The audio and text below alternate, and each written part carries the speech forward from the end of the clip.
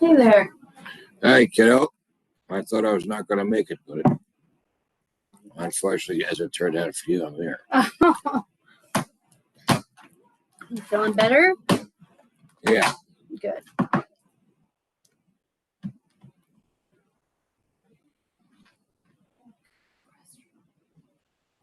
Nice nap, not too hot. Yeah, it's beautiful out there.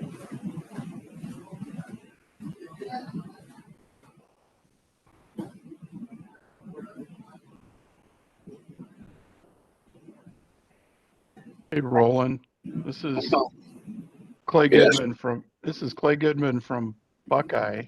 Just wanted to Really? let you know. Right. Just wanted to let you know I'm really good friends with your nephew, Vince. I've been told that, Clay. Yeah. Can you hear me? Am I unmuted? Nope, I can hear you fine. Oh, good. Yeah, he said Now, you're a good guy. When'd you get on the council? Wait, It was a year ago in June. a year ago. Yeah. Yeah, still a newbie. Oh yeah. I just found the bathrooms at City Hall. So Well, I'll tell Vincent I talked to you. I will do that. Yeah. We have any good topics today, or just same boring stuff? Well, I think it's the same stuff.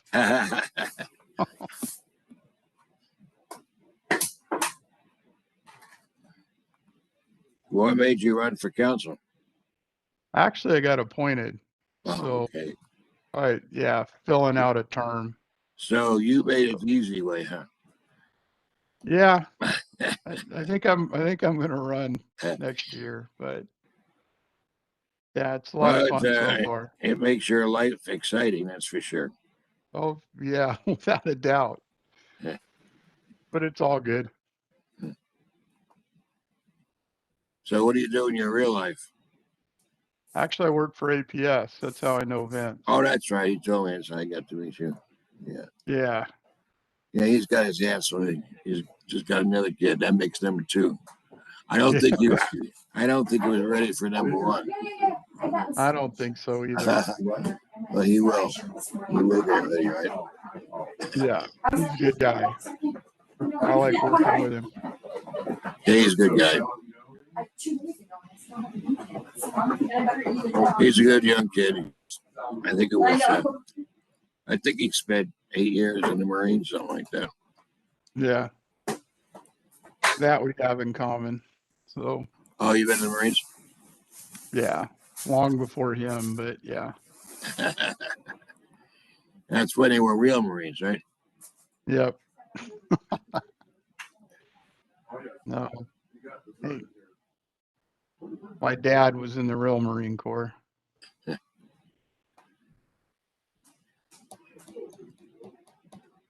So are we starting to go up to Phoenix now for our meetings?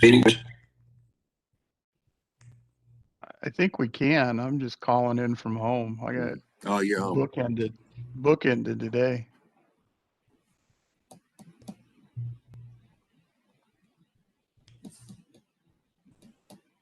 I don't mind going up there. It gets me away from the office for a while. Yeah. I don't mind it either, but I just didn't have any time for travel.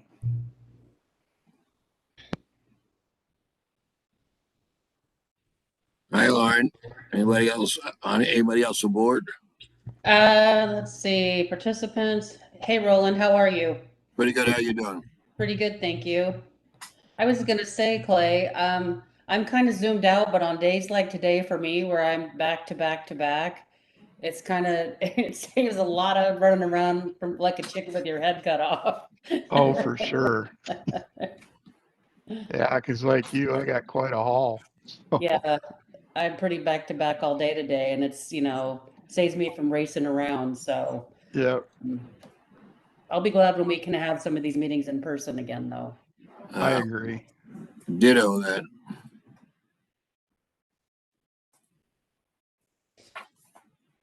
I hope all this nonsense is going to be over with pretty soon. Yeah, me too.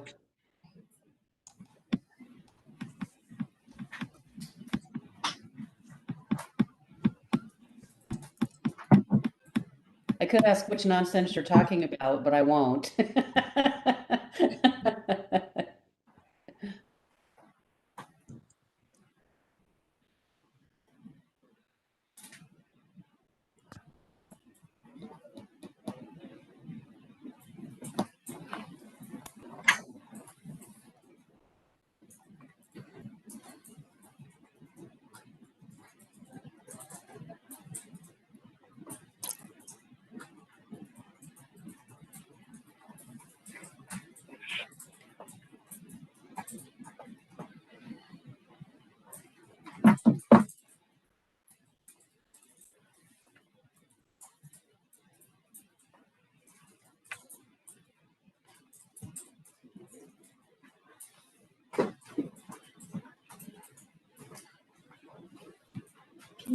Can you push mute? Mute. That's that small, short bar.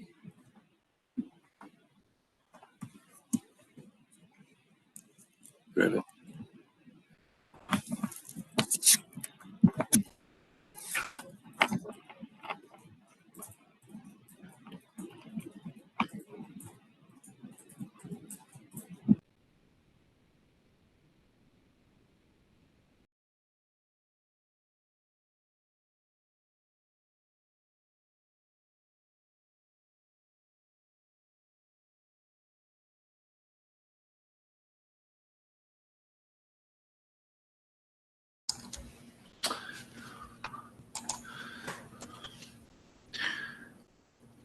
Well, hello, good morning. Quick test.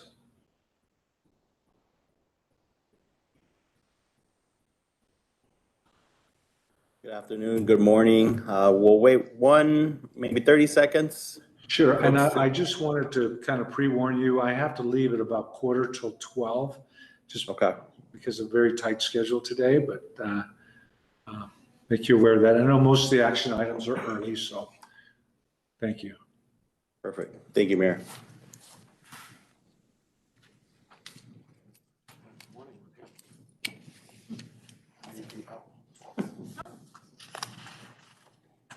Are any of you planning to attend the league conference? I think is it in 2 weeks? Yes, Lauren, I'll be there. Same here. Good. It'll be nice to see everybody. It's been a really long time. I hope I recognize you. Unfortunately, I haven't changed, Roland.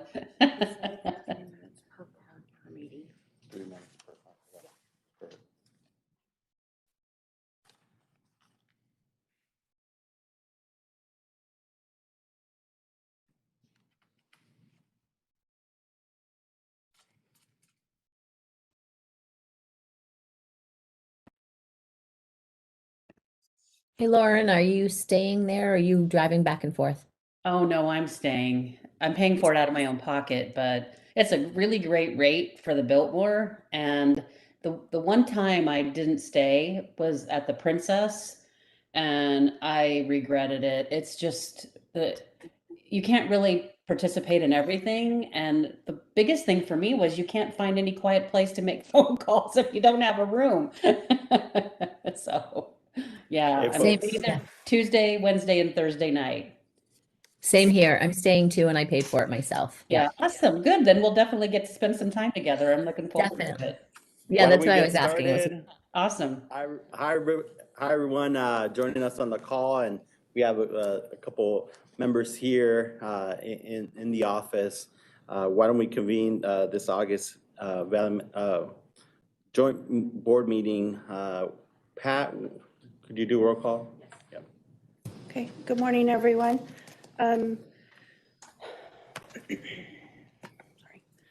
City of Avondale, Vice Mayor Veronica Malone. Council member, or City of Buckeye Council Member Clay Goodman. Present. City of Chandler, Mayor Kevin Hartke. City of El Mirage, Vice Mayor Monica Dorsey. Present. Town of Fountain Hills, Council Member Mike Charnow. Present. Town of Gilbert, Mayor Bridget Peterson. Here. City of Glendale, Councilmember Lauren Tomachoff. Here. City of Goodyear, Councilmember Bill Stipp. Present. Maricopa County Supervisor Jack Sellers. City of Mesa, Councilmember Francisco Heredia. Here. City of Peoria, Vice Mayor John Edwards. Here. City of Phoenix, Mayor Kate Gallego.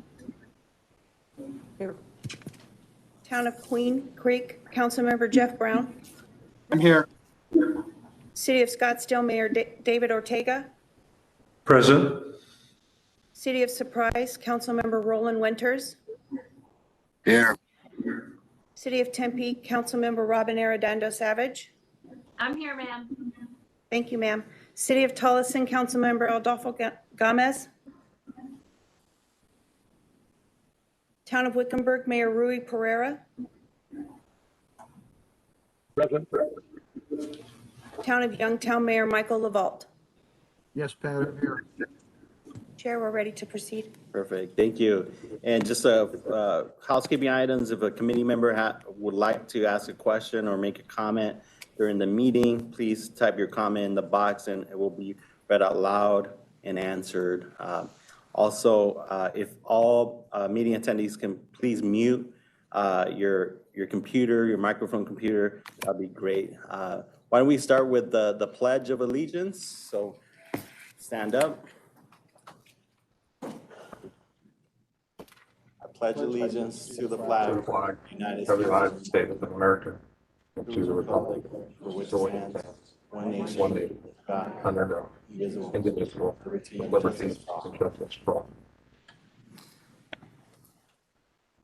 All right, first agenda item is public comment. We do have, as we open the space for public comment, we do have a card here. Mr. Blue Crowley, you have 3 minutes.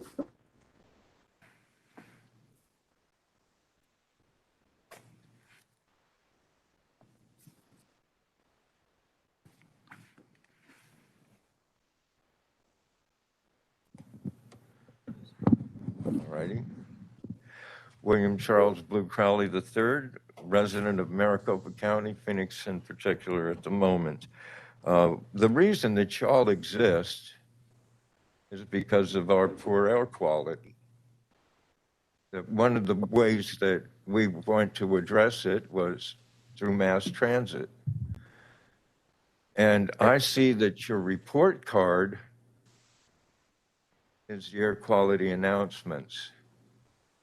And prior to this wonderful rain that we've just gotten, I believe it was 30 days in a row that we were in warnings for people with any kind of breathing problem. And living here, everyone does, in that if you've lived here 6 months, you've gotten valley fever. So being that that's a part of the equation, there's nobody here in Phoenix that doesn't actually have a breathing problem. And when the air quality is bad, where do we put that at? In that, what options have you put out there? It's one of the reasons when I was a part of the putting together the Prop 400 that our vision was eventually 24-hour service 7 days a week, so that it would be an actually working system.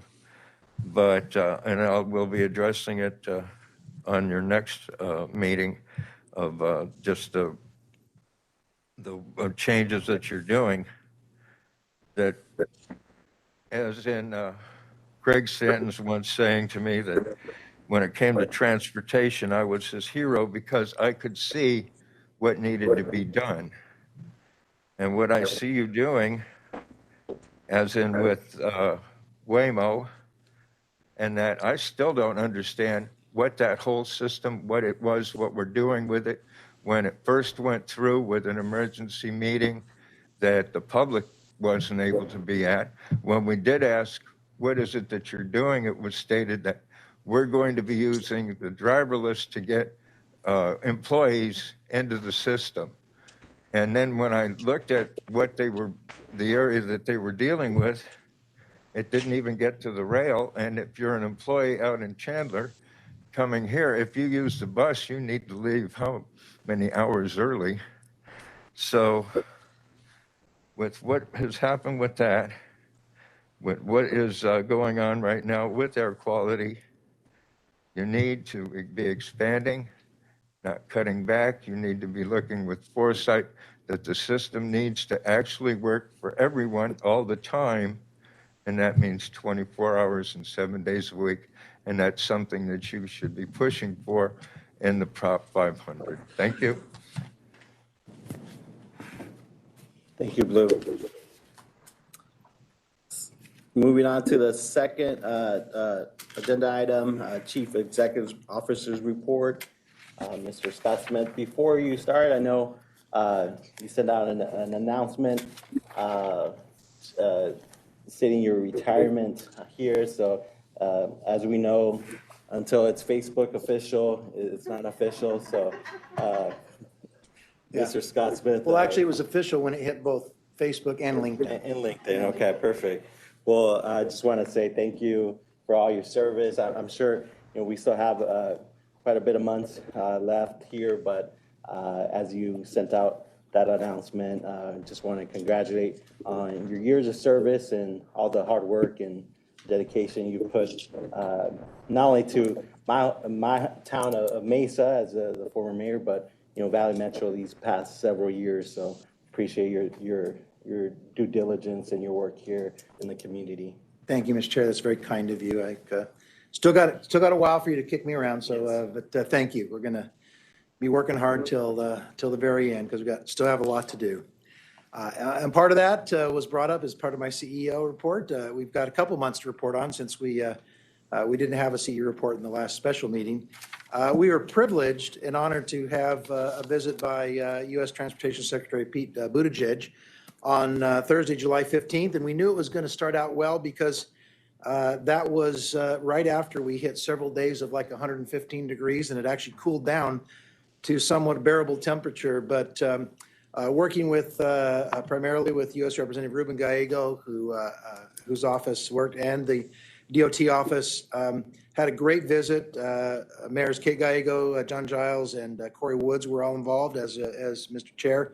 Our board chair, Councilmember Heredia, was there, and Glendale Councilmember Jamie Aldama. I had a lot of other people there. The primary purpose was to get an update of our light rail program, and specifically to tour the South Central Extension Downtown Hub with special emphasis on the Downtown Hub. Kudos to our team and to Kiewit, who you see our project manager, Luis Mota, walking across a makeshift walkway that was prepared really with lightning speed to accommodate the secretary as he visited the downtown hub there on the corner of Washington and 5th Street. And we just really appreciate the work of everybody to show our long-term program and everything in a very positive light. The secretary commended our essential transit workers, recognizing their efforts to maintain service throughout the pandemic, praised how our system has expanded and has created economic prosperity. We talk a lot about the investment that's happened because of our investment in transportation infrastructure, and the secretary was not only very much aware of that, he'd tell the story about, I guess he actually lived and worked here for several months back in the early 2000s. And it was a very, very different downtown Phoenix he experienced in 2021 as when he worked here, and I think it was 2004, 2006. So he got to see the before and after, and it was just really good. So congratulations to everyone involved in that visit. That was a very, very positive experience. Would also like to remind everyone that once again, we're returning to a live clean air campaign. This will be a smaller event. Last year, we had a very successful online virtual event. This year, we're going to be at the Heard Museum, right on our rail line. This is the first time we've been able to do that. In order to do that, we're limiting the capacity. Nominations are currently underway. I know many of your cities are very, very active in their clean air and commute solutions campaigns, and we invite them to let us recognize them by applying for a nomination. While we were out, July 6th, in conjunction with working with the city of Phoenix, we launched the Valley Metro app. And for the first month, we've had almost 10,000 downloads, which is really impressive. The features of this app are it gives real-time bus and rail tracking, trip planning on step-by-step navigation. You can view your trip's travel time. You can get service alerts and updates. It's really a tool that we hope will help in our mobilization, so to speak, of our services and lead toward the eventual mobile ticketing and mobile real-time information that we have on our system. You're going to see come out in the next year or two, step by step. And this is the first step in that. This is available both on Apple and Android. And next year, mobile ticketing will be added to this, the same platform, and it's part of the fare collection system modernization, which Valley Metro and City of Phoenix staff are working jointly and diligently on. We've talked to you a lot about. We also like to make you aware of, we try to, as part of our projects, and especially South Central Extension Downtown Hub, to involve the community in our projects. We do this in many different ways. One of the ways we have is we've worked with students and teachers from 3 South Phoenix schools that are around the route to create banner art to enhance the project area, give our students a chance to show their artistic skills and to dress up the area. Our contractor Keywood installed the banner art at 3 locations along the project. The locations and schools related to that are at Central Avenue in Elwood, which is the Academia del Pueblo, Central Avenue in Papago, which is Lowell Elementary, and Broadway just west of Central Avenue, which is the NFL Yet Espiritu School College Prep. So thanks to Keywood, thanks to our school and our artists. They show so much talent, and we look forward to them providing art for future projects. The next thing I'd like to make you aware of is that both Phoenix Transit and Valley Metro have been working diligently over the last few months to create an environment where front door boarding would be safe and would be serviceable. I think if you'll recall, we presented and you approved several months ago the contract to install barriers in our buses to protect our bus operators. That project has taken a little bit longer than we envisioned because of supply issues. As with many things in the pandemic, the supply chain has been interrupted. However, it looks like the schedule is both for Phoenix Transit and for Valley Metro buses that these installations will be completed in the next few weeks. And we would like to use the month of September to educate our riders through a comprehensive marketing communication campaign, working once again with Phoenix Transit, so that we might be able to return to formal front door boarding sometime in early October. That is not set in stone. We're going to monitor that, but just wanted to let you know that we now see the ability to do that. As you know, our revenues have taken a substantial hit during this because of our inability to collect bus revenues on a consistent basis with the rear door boarding. But we also recognize that we've now created over the last 16 months, while we do not have a free system, we've certainly need to help our riders get back in the habit of having their fare ready and working with them to ease back into that. So during the month of September, you'll see posters and communications such as this, with the primary message being have your fare ready and wear your mask. And just a little bit of update on that. We just received yesterday, I believe it was, notification from the Transit Security Administration and the CDC that they will be extending the mask requirement for public transportation, including our buses and trains, which was set to expire on September 13th. It will be extended through January. And so we just got word of that yesterday. So we will continue to require masks on our buses and on our trains and paratransit until that federal rule expires, and it won't expire at least till January. So we're going to do whatever we can to encourage our riders to wear masks. Last meeting, several board members asked us to give an update on ridership. And so here's a schedule that shows the ridership with the most recent data that we have, which is the month of July. I know that may be a little small on some of your screens, but just to show you that Overall, it looks as though both bus and rail ridership is down about 50%. I'm rounding up and down a little bit from our pre-COVID levels. That's held steady for several months. Year over year, light rail ridership is actually up almost 10% from last year, while bus ridership is down about 5-6%. So a little interesting. We'll see how this will change with school getting back in session, ASU, both ASU and all the school districts in August. And so it'll be interesting to see in August what our numbers look like. But these are how we track our riderships on a monthly basis, doing year over year, month to month, and totals, and certainly comparing this year to last year and back to 2019, since it gets our pre-COVID numbers in, and we can get a benchmark as to where we are in a normal world versus the world we're operating in right now. Lastly, I just want to let you know the calendar coming up in September. You can see Team CRMC, the audit, finance, and the board of directors.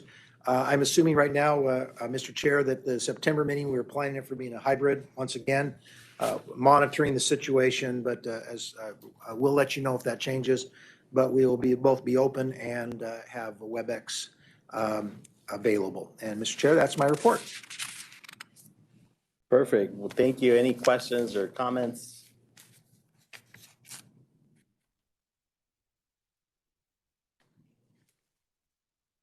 Hearing none. Appreciate, Mr. Smith, that report. Moving on to the consent agenda. Consent agenda is presented for action.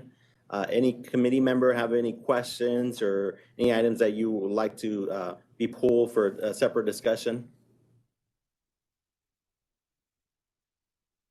All right, hearing none.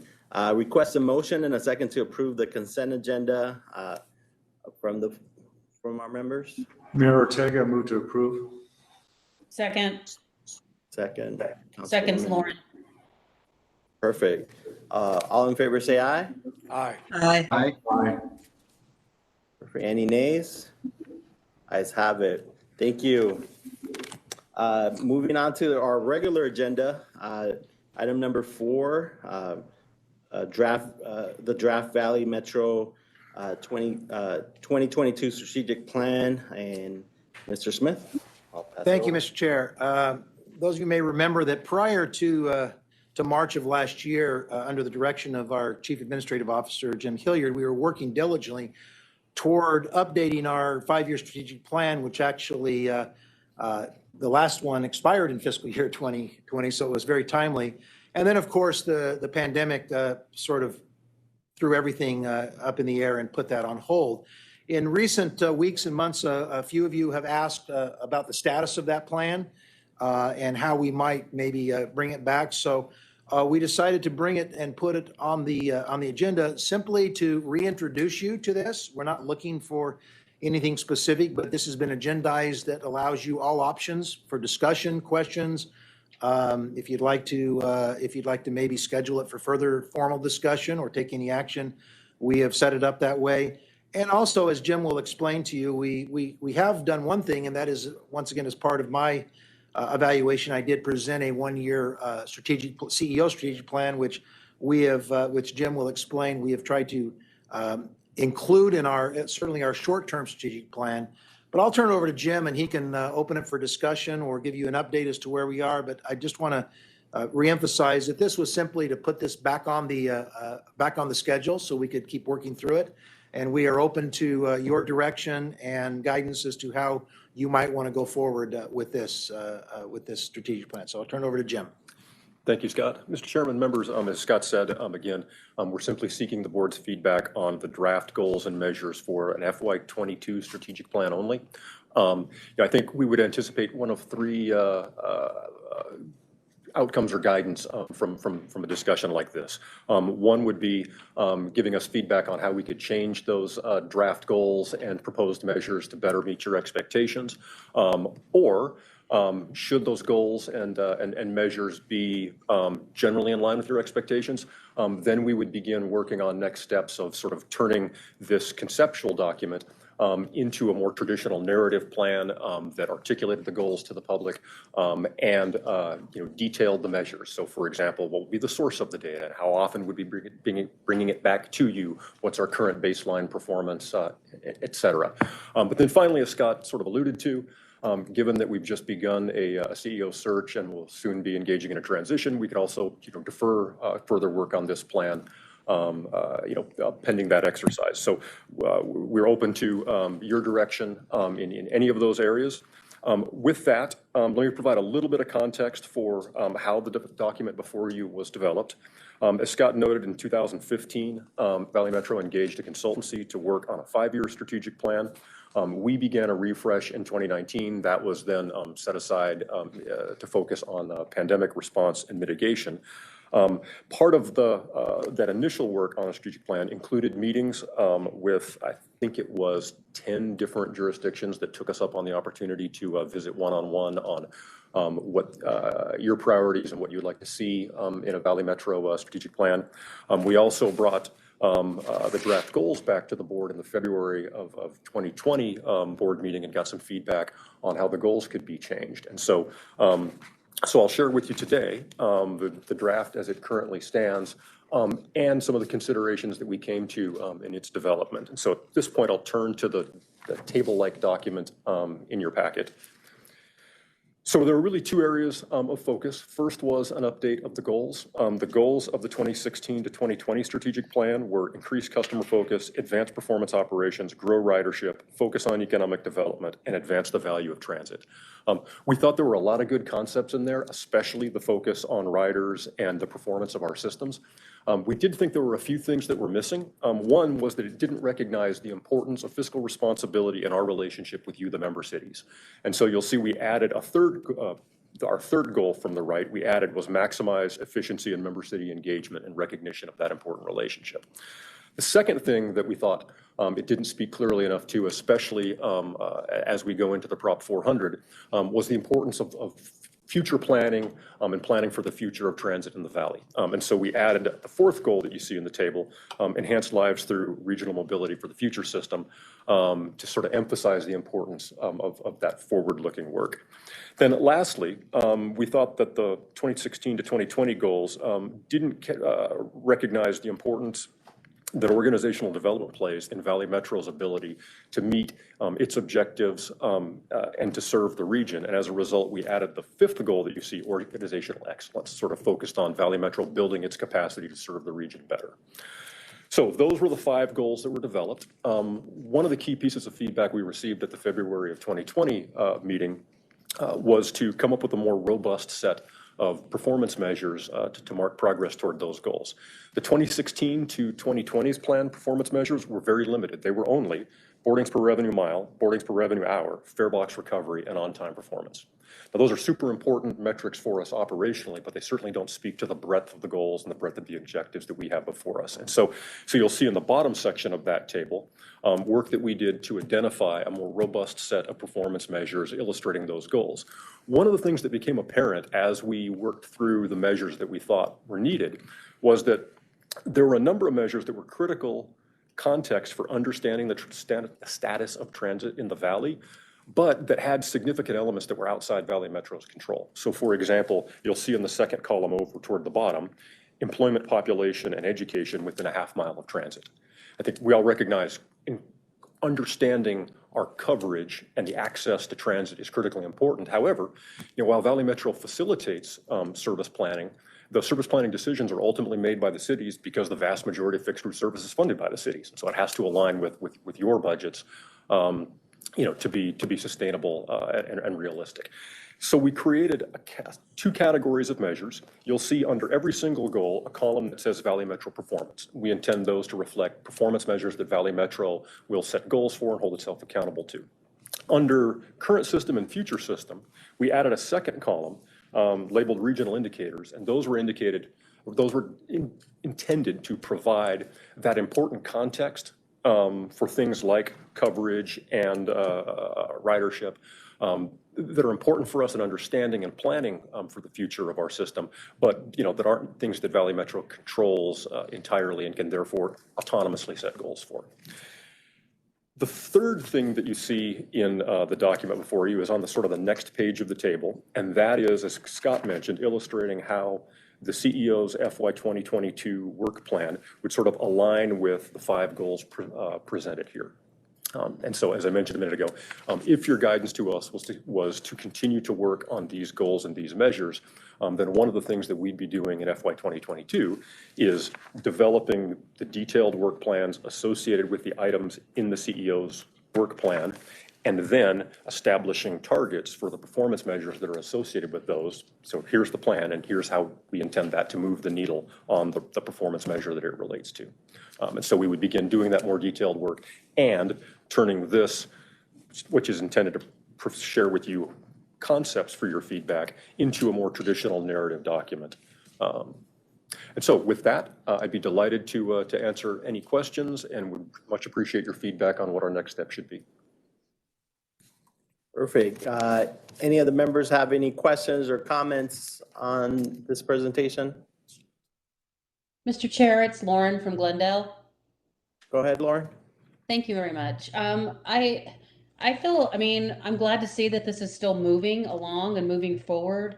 But I think the discussion that probably needs to happen around a strategic plan, something as important as a strategic plan, would be better suited for a study session. Mayor Ortega has already indicated he's on a tight schedule today. I imagine many of us are on a tight schedule today, and that maybe we move this off into the future for a future study session when literally we have, you know, dedicated block of time to have this discussion. Thank you. Thank you, Councilwoman. Any other comments, edits? Mr. Chair, this is Bill. Bill, go ahead. I absolutely agree with Councilmember Tomalchoff that we probably need to have a greater discussion on this and kind of break these down. Having this without any slides, I was in the chat like, hey, where are the slides on this? I'm not seeing anything, and having to switch between, you know, this and the information, and Jim's talking about tables, and I'm not sure which table we're talking. I mean, it was relatively hard to follow. A, B, I think we need to maybe have a discussion regarding some of these items simply because, and the example that comes to mind is under excellent rider experience, the final, which is the second table, the first column at the bottom, it says continue improvement of rail safety. But in the quarterly update, we see that we've had incidents of bus issues. And, you know, the performance metrics that we use in those quarterly reports, we haven't hit in a number of quarters, and those aren't showing up in here as well. So kind of how are we integrating the current measurements that we have with these items? I think that generates a broader discussion for the whole board, for us to look at the entire system as opposed to just the rail system or just the bus system. That really we talk about how do we improve safety overall, especially in what is now being considered the quote unquote new normal. So I agree. Perfect. Any other questions, comments? Eric Gallego? Thank you. I agree we should continue this conversation. I think we need to update the plan to reflect recovery from COVID. And, you know, we had some indicators about where we are relative to 2019. I think we will want some goals related to that, as well as enhanced goals around COVID-19 and just making sure that we are doing what we can to slow the spread and to follow federal guidelines on COVID. We've also had some turnover in the board, and it will be good for our new board members to have an opportunity to look at the plan again. I am excited to share with you that a great leader from Phoenix is gonna be working with me on Valley Metro, Councilwoman Laura Pastor, who's helped us develop our strategic plan at the City of Phoenix, led our campaign on the light rail in the last election. And so she will be our primary board member starting soon. I am Jewish, and the next Valley Metro meeting is on Yom Kippur.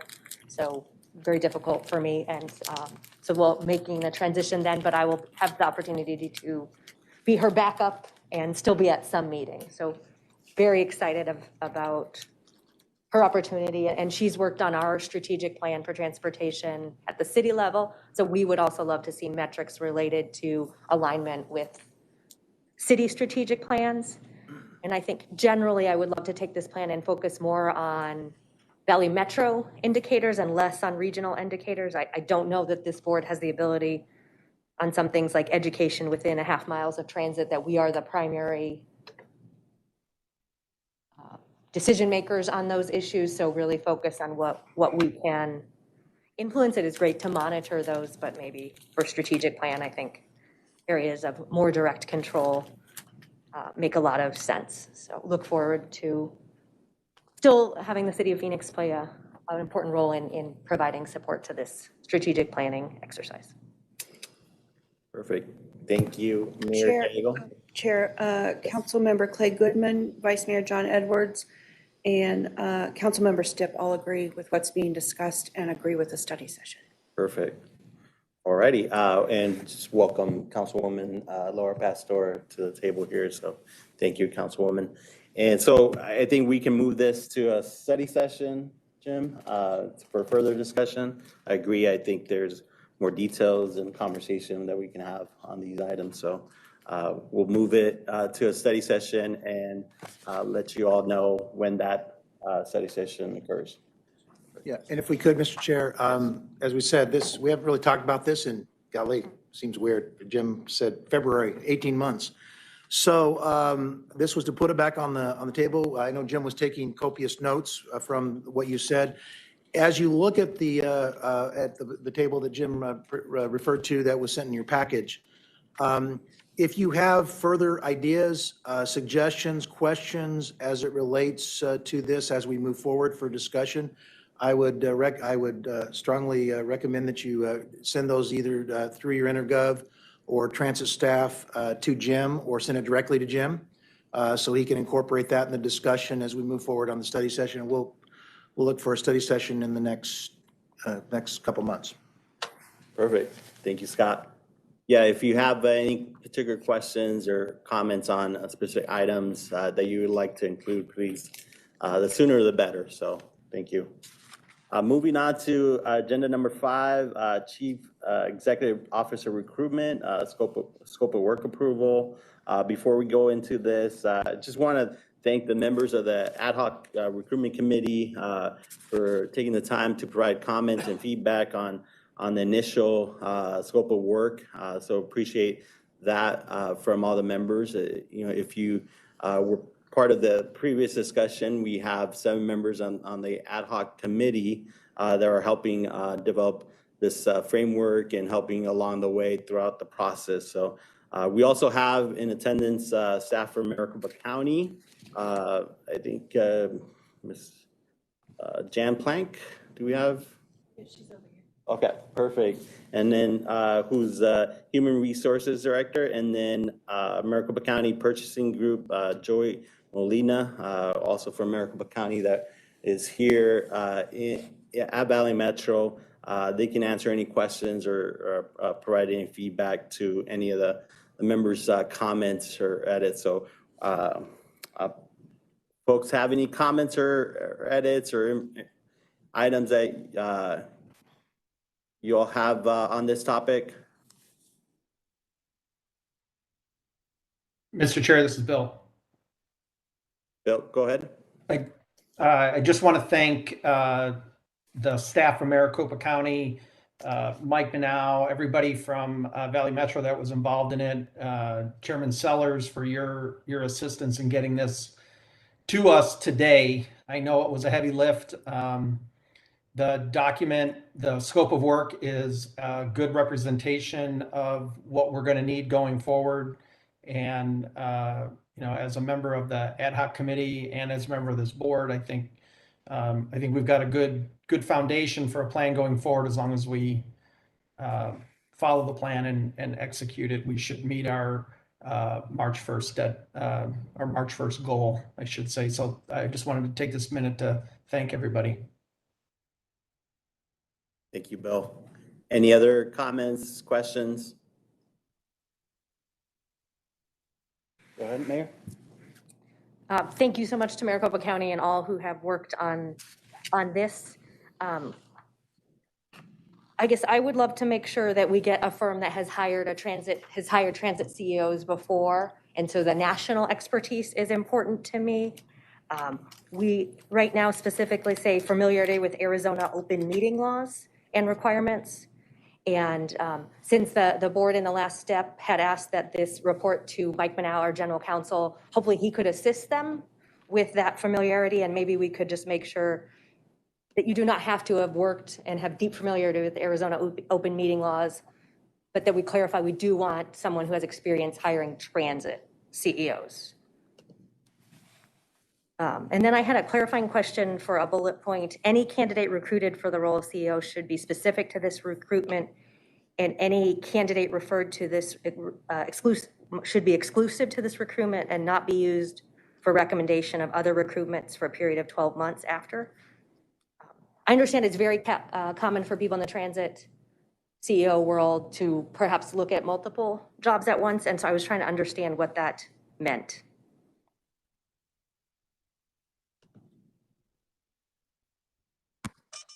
Mike, Mr. Manal, do you have a response? Yes, Mr. Chair, Mayor Gallego. What specific, so that it's easier for me to reference, what specific portion are you referring to in the statement of work? So on the scope of work, the last bullet point.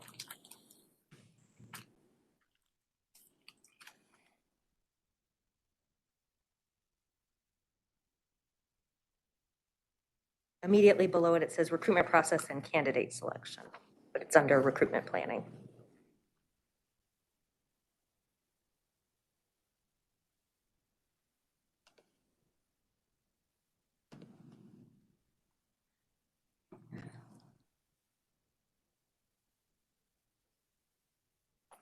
That is an oddly worded sentence. I think we should find a way to simply revise it in a way that doesn't take away from the intent of the statement of work that presently captures the certainly the desire and wishes of the greater board. I think that should be revised.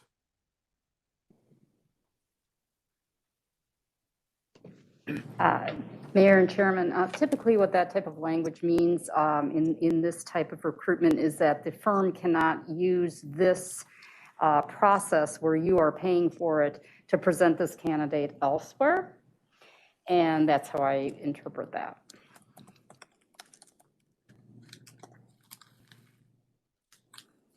But if someone had applied in 2 cities, that would be fine. Okay, Yes. Wonderful. Yes. I just understand there's Right. a pool of people who are experienced transit professionals. Yes. And It's really a big, small world, as you know. Yes. And so they may be in a selection process elsewhere, but this firm that you are going to be paying for, right, cannot use that to then present them elsewhere. Thank you.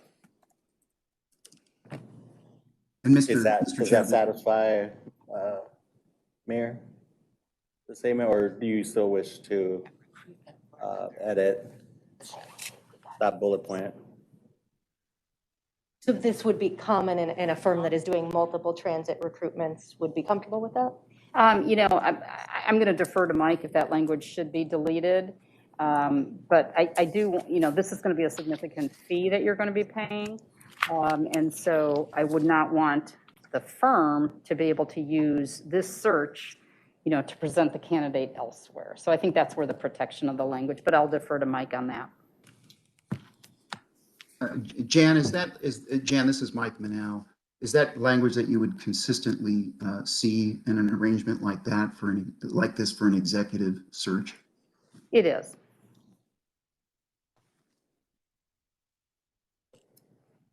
You know, you don't want one client paying the fee and then the firm, let's say you don't select that individual, for example, then the firm presents them elsewhere and getting a fee for the one that's selected and then a fee on that individual, you know, from another company. Mr. Chair, members, if this language, and thank you, Jan, and I did want to echo the sentiments of the greater board that you and your team have been, I've really appreciated the productivity and the professionalism and commitment to the partnership. It's been an excellent arrangement, and I appreciate that. I appreciate your comments today. My suggestion would be if that language is common for executive search firms, that we should keep it in as currently written without any adjustment to it. Okay. When the city of Phoenix hired our current city manager, we had a national firm, and they brought forward one candidate who we interviewed, who had applied for another city manager position in another community, and we ended up extending an offer to be our assistant city manager. And so It's really an issue of the fee, structure that the firm can't use what we're paying for here to benefit their own, business. Now, if the candidate is interviewing outside of that firm, that would not be a problem. Okay. Does anybody have any other specific comments on this ask or any other comments? Mr. Chair, it's Lauren. Oh, I'm sorry. Go ahead, Lauren. All right, thank you. I mean, is there basically what we're saying is that any information collected is basically proprietary. Is there just isn't that kind of what we're saying, is that this belongs to the organization and can't be used for any other purposes? That is correct. Okay, seems like that would be a simpler way to say it. Yeah. So that there's no misunderstanding. But that's just my opinion. But I mean, that's a lot to say. Basically, to say is that the information gathered, the names, all of it is proprietary to Valley Metro, cannot be used for any other purpose. So that's just my opinion. I'm not a lawyer, Mike, but that's what I think. Well, and I think if we're confused by it, others may be confused by it. So I agree. Through the chair, Harkey? Kevin Harkey. Yes. Yeah, we just went through a city manager search, and I think all of these folks were engaged in others. So I'm a bit confused by this, and thank you, Mayor Gallego. I don't know what proprietary information would be used exclusively for Valley Metro. These are candidates that are seeking a job, and it seems onerous that if hypothetically that if we ask 5 who apply to come interview, that they are somehow not able to use this firm to apply elsewhere. I don't understand that part of it. So I'm a bit confused by the intention of this, or even the modification for whatever is proprietary for Valley Metro. So I guess I don't understand what we're trying to do here either. Okay, it seems like we can better explain the bullet point there. My only question, does this prolong any of the movement on this, or Mike, anything that, clarifying this point that we can do relatively soon and agree upon that and move forward?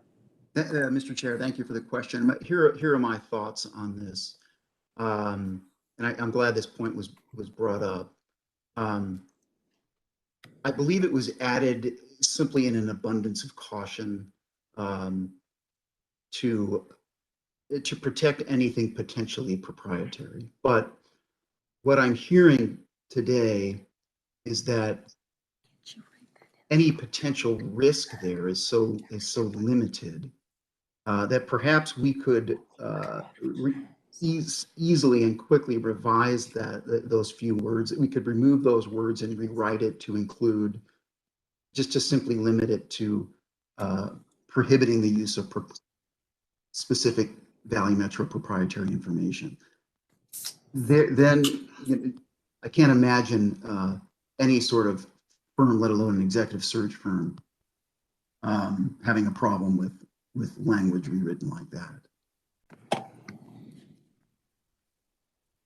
Mr. Chair, well, so maybe I misunderstood because what Mayor Harkey was just speaking about.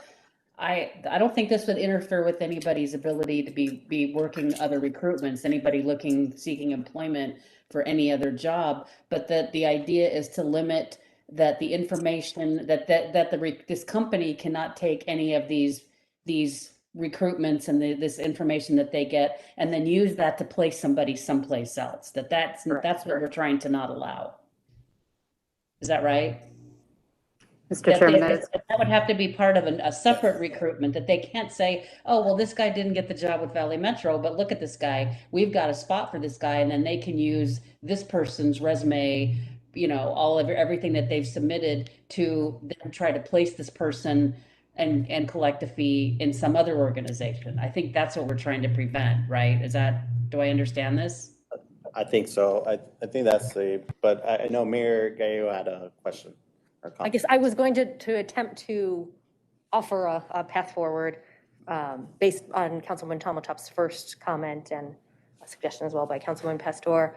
So I would move approval of the scope of work, removing this particular line, but allowing Maricopa County and Mike Manow to address it in contract negotiations to protect our proprietary information, but to make sure that we can see a full scope of applicants. And then I would amend the language around open meeting law to say that applicants must have the ability to become familiar with the open meeting law of Arizona, but that expertise in transit is of higher importance to us. Sure. And then also and then one final note, that the entire board be able to see all of the applicants for the consultant and that come to the board. All right, I think we have a motion on the table.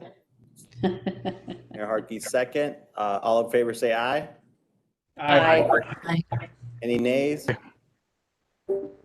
Ayes have it. Thank you.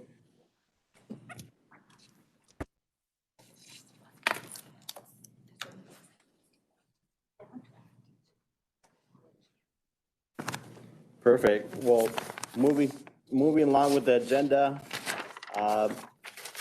item number 6, quarterly reports. This item is presented for information. Ask any questions or comments on this item? I'll pass. Mr. Chair, Go ahead, Bill. You got a question? I kind of made the errant comment before, but we've got on-time performance and security issues on a number of these areas that we've not hit our metrics in a number of quarters or a number of months. So, and it's both East Valley, West Valley, kind of as a system, rather than these. So the reports are what they are. I think it'd be appropriate for us to get some follow-up on what the plan is. We've been hearing, well, we don't have the technology, we don't have something else, and that's great. But I'm ready to hear what the resolution is to getting these metrics within our goals. So I'd like to see that at a future meeting, is to have some discussion about these performance and what the plan is to bring it to correction. Thank you, Bill. Any other comments, feedback? And Mr. Chair, if I could add one thing, and we will plan on doing that, and that's part of our strategic plan, is part of the metrics that Jim was talking about, is defining those. As part of that too, also, we are going to reevaluate some of those metrics. Some of those metrics are very old, and not that we're going to adjust them to make whatever, but something came up. It was very interesting in the ADOT audit for Prop 400, where the independent auditor looked at our system and also compared our performance to peer systems. And our peer systems are systems such as Denver and Dallas and Salt Lake and San Diego and places like that. Peer City is mostly Western. And a question they asked, as it related specifically, you bring up on-time performance. They noted that our on-time performance actually in the high 80s is actually quite impressive for bus systems, as they having national knowledge. And we have operated at a 92% standard for a long time.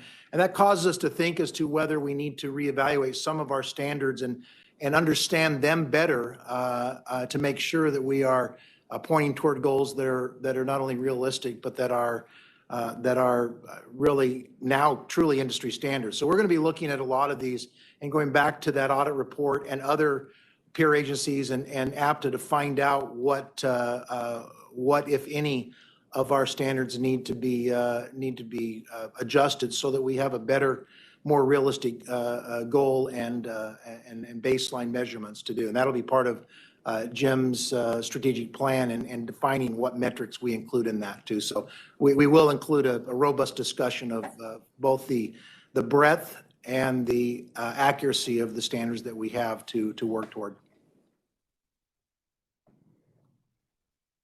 Thank you, Scott. Any other feedback, comments? Perfect. Moving forward, item number 7, travel, expenditure and solicitation. As I know, at this time, there is no travel to report. So that's a light item here.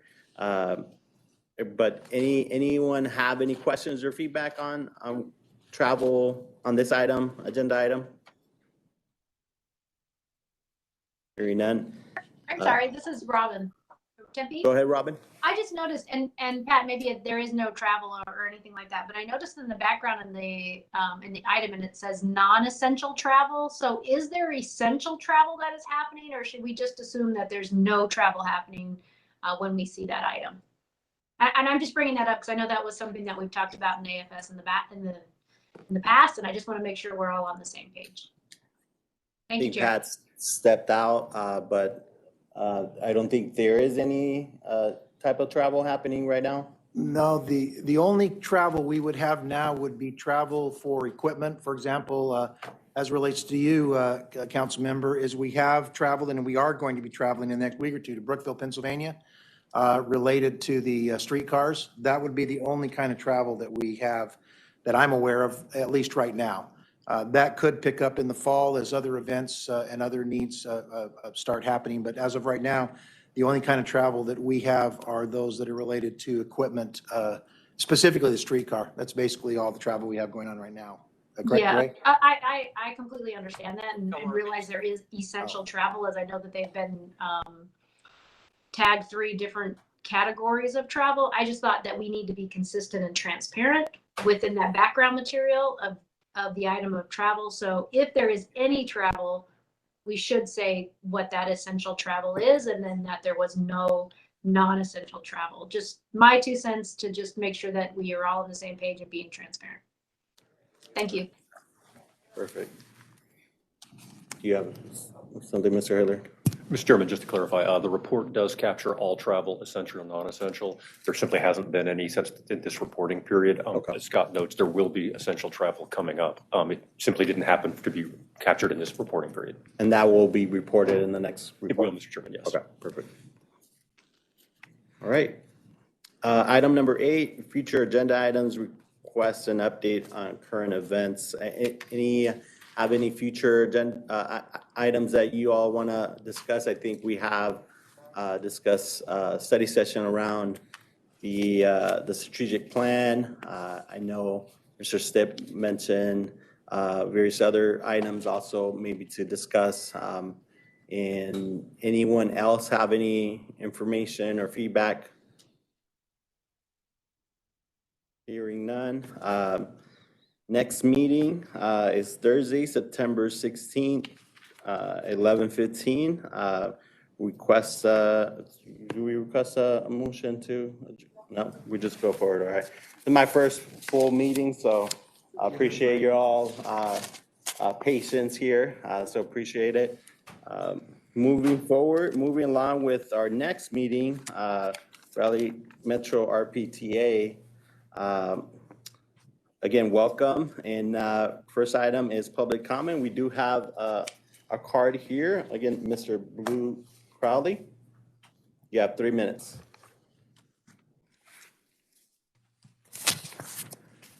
I'd like to start off by thanking the mayor of Phoenix for what she's having to do with the state. But following that up on the item number 3, it's saying that These are the changes and such, and most of them are taking away. But what I don't see there is the bus route to Wickenburg that hopefully is in the works. And also, speaking of Wickenburg, with the new rail stuff coming on through the feds and Amtrak, why aren't we taking it out to Wickenburg and also then doing heavy rail as a part of the equation? I remember when the rail came through and they were coming up with ideas in Chandler and in Gilbert, I asked them, well, if you did get the rail, do you have any bus to take care of it? And at that time, it was zero. So we need to deal with that. I saw in the paper that the feds are going to be giving a bunch of money to the Phoenix for a bike route on the Grand Canal. I worked really, really hard to make sure that ADOT admitted that that bike route doesn't go to I-17, it goes through I-17. And if we're doing that, we need to be using a structure. Now, originally, RPTA suggested a bridge over 2 stories of rebuilt freeway. What we need to do, just like at I-17 and Metro Center, is put a tunnel in there, and that way that project does what it's supposed to be.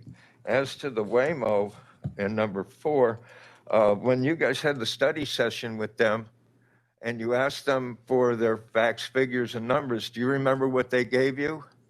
Well, we don't have them yet, and we won't have them till later. So when you say, hey, let's keep on doing with them, they couldn't even produce what you needed when you asked for it. As I said, and the amount of changes for transit, when I looked through them, all I could see was reduce, reduce, reduce, reduce, eliminate, eliminate. Oh, there was one where we're now going to have a express that goes from Mesa to Fountain Hills. But when I look at the overall schematic of what we need to be doing, it's expanding in every one of your communities. Mesa, how much of your community doesn't have any transit service at all? It's over 30%.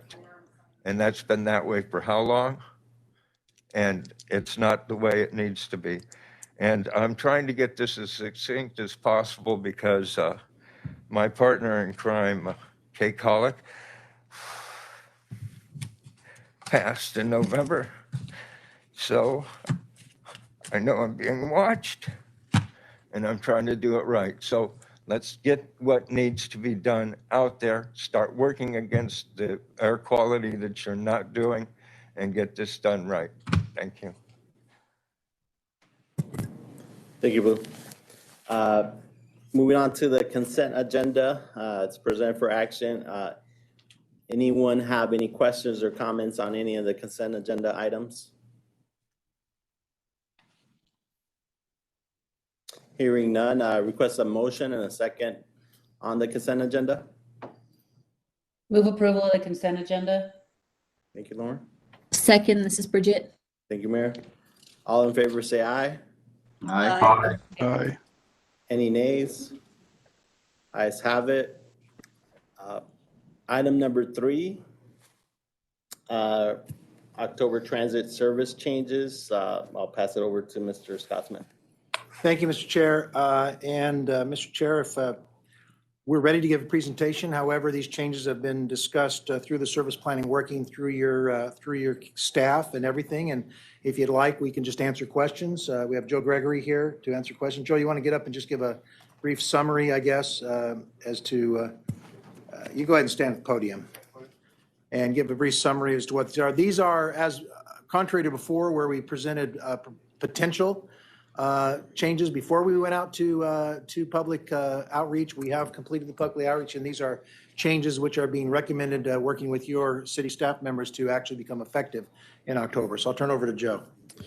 Right, exactly. These are the effective service changes for October that we are working to move through the system. You'll see in the presentation that there are some Phoenix routes and Phoenix changes in there, and that they are not in the actual board memo. Because remember, the only things in the board memo are the routes that we operate or are paid for by the PTF funds. So we wanted to include the Phoenix changes in the presentation just for just to make sure that we have the full system to make sure that everyone has the full context of the entire system. Otherwise, we do have a fair amount of changes, especially in Tempe, with some span reduction, and also a number of different routes will be changing a little bit to be more efficient as far as Tempe, but still be able to service the same amount of corridors and still keep the same level of service throughout the city. We do have some service expansions, especially in Mesa on Route 45 and Route 120, especially the fact that we'll be adding Sunday service to both of those in Mesa, and that's a very big expansion. Those routes previously did not have Sunday service in Mesa, and we're also expanding the span on Saturday and some weekday span improvements as well. There's a small change in Gilbert on Route 156.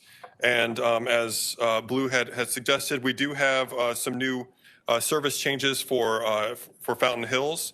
As you can see, Route 514, the portion that serves Fountain Hills would be eliminated, but it would be replaced by a new service that would be running between Fountain Hills and Mesa at the Gilbert and McDowell Park and Ride to get those residents from Fountain Hills into downtown even faster than they were on the old system.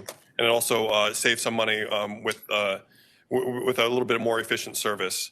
And then again, we want to remind everyone that the Peoria on the Go, the POGO, which had been previously suspended during COVID, will be coming back in October. It'll be coming back in a different way. It'll be running to certain destinations within Peoria. And only on Fridays through Sundays, 10 a.m. to 10 p.m. So it'll be more of event and entertainment kind of type service rather than an everyday service as it was before. Otherwise, if you have any questions, I'd be happy to answer those. Any questions, comments from committee members?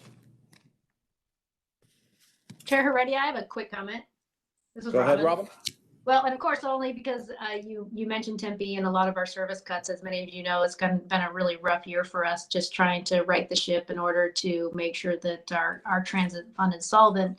But I just want to say thank you to my fellow board members, to our sister cities, and to Valley Metro for just the support for helping us get through this year. It's just been really challenging, and of course, we all pride ourselves on successful transportation and meeting the needs of our residents and visitors and guests. And so I just want to say thank you for that, but also just to say how important it is that in the future, how it is for us to have that consistency and manageable type funding moving forward, and just really knowing and understanding how important it is that we have predictable growth rates. And as you can see how much it really impacted us in a negative way, I hope that we can all really work to make sure that our growth numbers in the future are something that we can live with, so we can have that outstanding quality of life and excellent quality transportation systems throughout the whole region. So again, I just wanted to take a minute to say that, Chair, and again, I appreciate the support and understanding along the way. Thank you, Robin. Any other questions or comments? Hearing none, request a motion and a second on this item. Move approval. All right, Lauren, anyone second? I think I heard Mr. Mayor Harkey. Oh, perfect. All in favor, say aye. Aye. Aye. Aye. Any nays? Ayes have it. Thank you, everybody. Moving forward, item number 4, authorization, competitive solicitation for autonomous vehicle pilot program. I'll pass it over to Mr. Scott Smith. Thank you, Mr. Chair. As many of you, or most of you are probably aware, in July of 2019, we commenced a 2-year pilot program with Waymo, which was at the time one of the first in the nation to study the impact of autonomous vehicles and its interaction with public transportation. as has been mentioned, I think a couple times in this meeting and before, the future of transportation, I think, absolutely includes autonomous vehicles. So we just don't know exactly how that will be done, and what we would are proposing here is to build upon the study that we have and to continue to gain knowledge by extending the educational process we have in determining how autonomous vehicles will fit within the public transportation mode, of which, of course, we are big players. I'm going to turn over to Jim Hilliard, who will give you some details as to this specific proposal and how it may be the same or different from what we've just completed with Waymo. Jim? Thank you, Scott. Mr. Chairman, members. I'll be pinch hitting for Angie DeVore today, who is our lead project manager for the Waymo project and is working closely on the development of we hope, this future pilot. This presentation will likely be briefer, and I hope that I can answer your questions. And if you have detailed questions that I can't, we'll be sure to loop back when Angie's feeling better. So when we presented this presentation this memo to RTAG, they asked that we put together a brief presentation highlighting the various kinds of autonomous vehicle pilots occurring in other states. I think the primary interest was, is everybody in the world doing an autonomous vehicle pilots? And if so, do we need to do another? Was essentially the question I think that was being posed. There isn't a national database of autonomous vehicle pilot projects. However, FTA has been encouraging transit agencies to experiment with the technology. They've been making grants around the country. Therefore, we do have the list of FTA grants that have been awarded, and fortunately through FTA some information on the content of those projects. So we'll present to you today an overview of the FTA-funded autonomous vehicle projects that we're aware of, and help put the work that Valley Metro has already done and we hope to continue to do in that context. So next slide, please. So first, there are essentially four kinds of autonomous vehicle projects that have been conducted or under consideration. The first we refer to here is on demand. This is essentially what we did with Waymo over the last 2 years. It involves vehicles that operate within a defined service area. However, they can go anywhere on demand within that service area, point to point, and they're doing so at posted street speeds. I'll just say, I think we think this is the most interesting form of autonomous vehicle because it has the potential to provide both first mile, last mile connectivity to transit within areas that have well-established transit, and in rural areas where you have less fixed route transit, to provide micro-transit options for those communities as they grow. So we think this has the greatest flexibility and therefore the greatest potential. The second type of autonomous vehicle pilots that have occurred are low-speed shuttles, and you see an example there. I think that's the Aldi. These tend to operate on a specifically defined route. So, for example, within a hospital campus between buildings, sometimes in industrial parks between buildings. They only operate on that particular route. They typically do so at low speeds, 15 to 20 miles an hour. A safety driver is typically present. But they're more limited, more shuttle-like in their functionality. Next, please. The third type of autonomous vehicle pilot out there is driver assistance. This is essentially bringing to the transit world the same kind of driver assistance that many of us experience in our cars today. So this includes lane keeping, emergency braking assistance, where your personal car may have functionality to parallel park for you. They're looking at buses and shuttles that will do precision docking, and we'll come up to the stop in a more precise way using the autonomous vehicle functionality. Then the last category is fixed rural route. This is just one pilot that's out there, and it's in the planning stages, so we know less about this than some of the others. But essentially, the concept from the documentation is that they will take a small shuttle like you see there, and it'll be a combination of the shuttles, meaning it will drive a specific designated route and that route only. However, it will drive it at highway speeds to provide service to a rural area. So those are the four kinds of projects. Numerically, if you go to the next slide, you see the pie chart depicts their prevalence. Of the 14 projects that FTA have funded right now, 43% are low-speed shuttles. So those are the most common. Our project previously, which I'll share with you a little more about its outcomes, was just one of 2 on-demand projects in the country. So fortunately, we've been fortunate to be at the forefront of the use of that most flexible anywhere to anywhere within the service area at highway speeds, autonomous vehicle pilot. From a cost perspective, next slide, please. One more, please. There we go. So from a cost perspective, you'll see that the cost of the projects ranged very widely, from 120,000 federal dollars up to 8 million federal dollars, with most projects falling into that $1 to $2 million range. About 5 projects are 36% of the total. We're happy to report that while our project was, I think, one of the most advanced doing on-demand work, it was also one of the most cost-effective.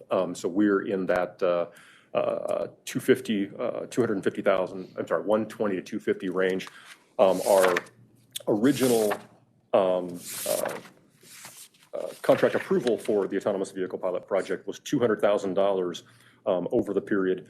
We subsequently, however, got a $250,000 federal grant. It's that $250,000 that you see reflected there. The total spending on that project was only just over $300,000 for the 2 years that it proceeded. So with that, let's jump to a discussion of the memo before you. I'm sorry. Lastly, in your packet, please go to the next slide. Lastly, in your packet, we have a list of the autonomous vehicle projects that are out there, their cost, and sort of a general sense of where they're at in the process and the type for your reference if you're interested.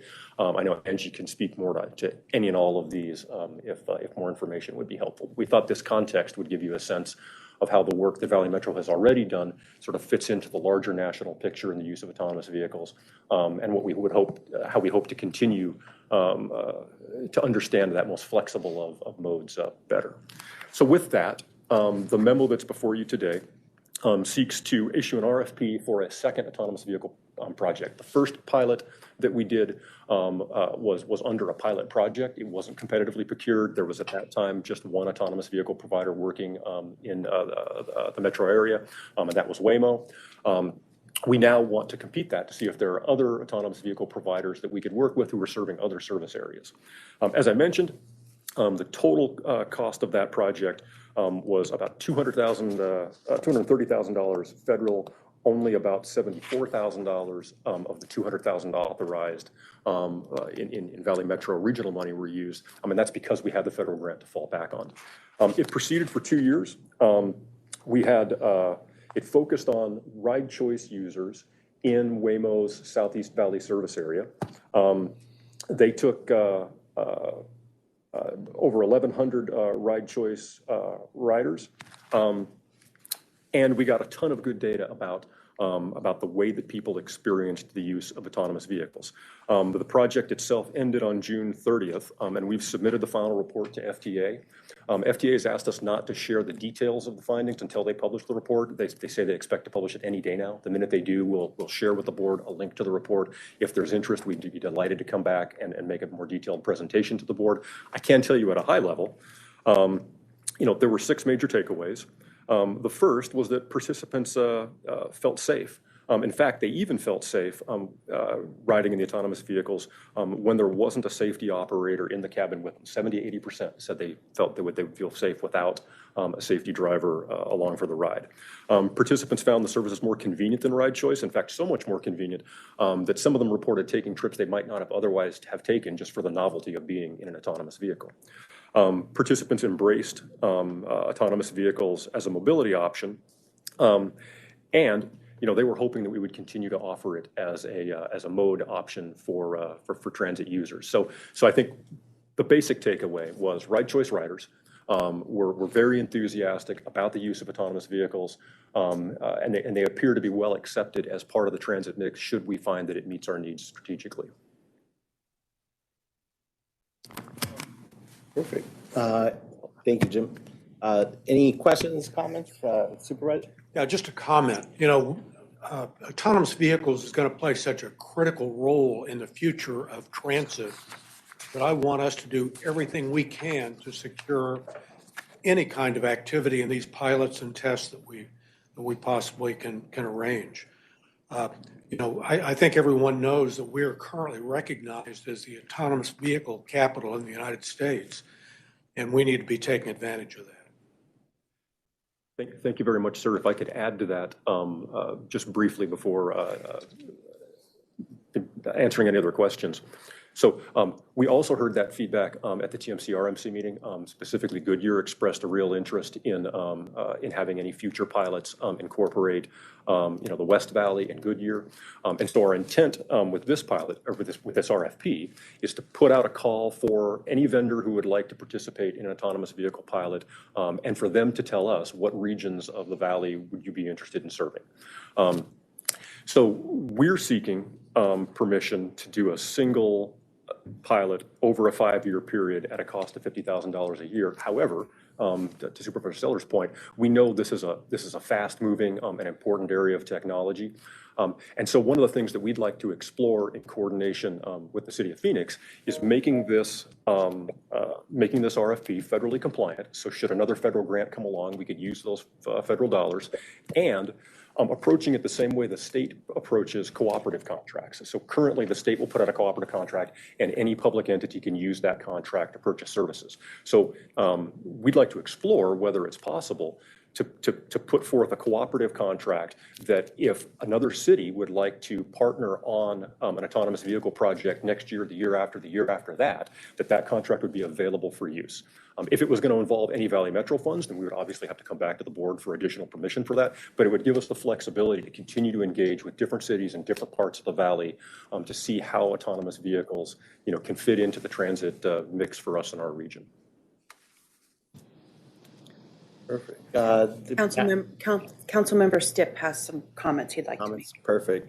Bill, go ahead. Thanks. I don't disagree with, Chairman Sellers on, being at the forefront, and that's always very exciting. But from the practical perspective, I'm having a hard time getting behind how $250,000 over the next 5 years is going to be any different than our current ride choice program. Is this 250 being diverted out of our ride choice budget? Because I'm really having a hard time seeing how this is different than a ride choice vehicle, other than it's really cool and it's modern technology. I did the Waymo test ride back in 2018, 2019, before we engaged in it, for this, first mile, last mile kind of thing, but we're not really offering that service anywhere. So how is this a benefit to the greater system, I think is really where I'm at. And honestly, because we're on this WebEx thing, I'll ask the second question or the second comment, which is, I'm concerned that we're perhaps a little premature. I'd like to see the results of the study when they finally get approved to be released. I'd like to talk strategically about what does our future look like before we engage in an RFP process. I think we may be a couple of months ahead of ourselves with this particular item. So I'll be anxious to hear your response. Go ahead. Mr. Chairman, Councilman Stipp, thanks so much for that question. I appreciate your asking it because it points out something that I didn't describe adequately in my presentation. So where the initial autonomous vehicle pilot just served ride choice customers in Waymo's Southeast Valley service area, our intent with this second pilot project is to open it up to riders outside of the ride choice program, precisely so that in certain areas we can use it to pilot its use for first mile, last mile, potentially in more rural parts of the region, in more developed parts of the region, or for microtransit in less developed parts of the region. And so the first pilot was sort of very limited. It really was just an additional ride choice provider in addition to Uber and the many others. This would be intended to open that up to a more dynamic integration with transit. So Waymo's original service area didn't, for example, include any light rail stops, and so we couldn't see how it was being used by transit customers for first mile, last mile. So we think there is quite a bit more to learn. We're also hoping that we'll see proposals from autonomous vehicle providers that serve other parts of the region and can maybe give us a flavor of how this would work in less developed areas like parts of the West Valley, and understand better how it would fit in the transit mix there. Yeah, Chair. Go ahead, Supervisor.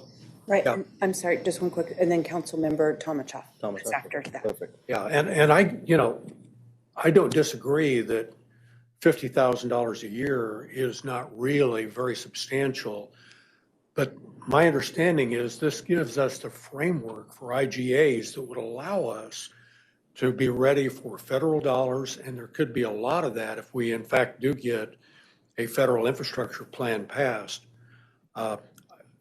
I think we really can't afford to delay very long on this. Thank you, Supervisor. Councilwoman Tomachoff, you got a question, Thank you, comment? I do, Mr. Chair. Thank you. So I do hope that, I know you said that you're going to let the respondents tell us where they want to, what part of the valley they want to try to, get data from.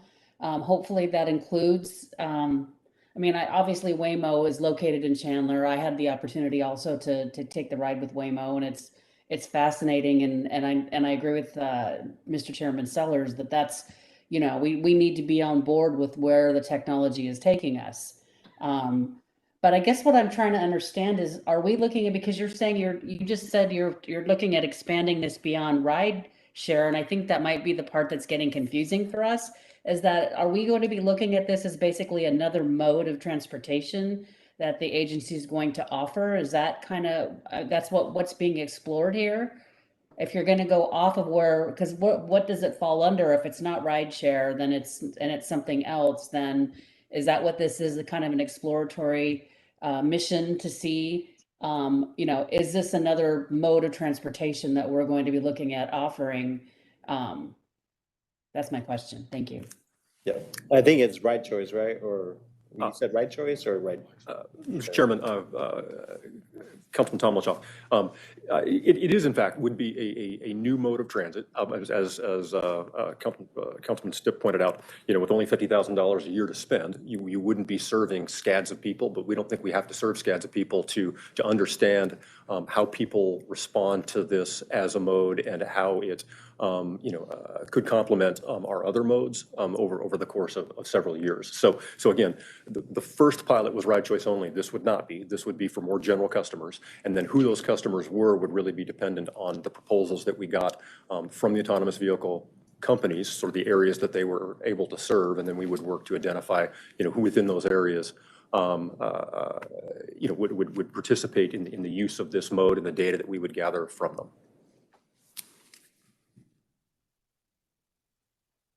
Any other comments, feedback? Through the chair. Go ahead, Mayor. Yeah, thank you.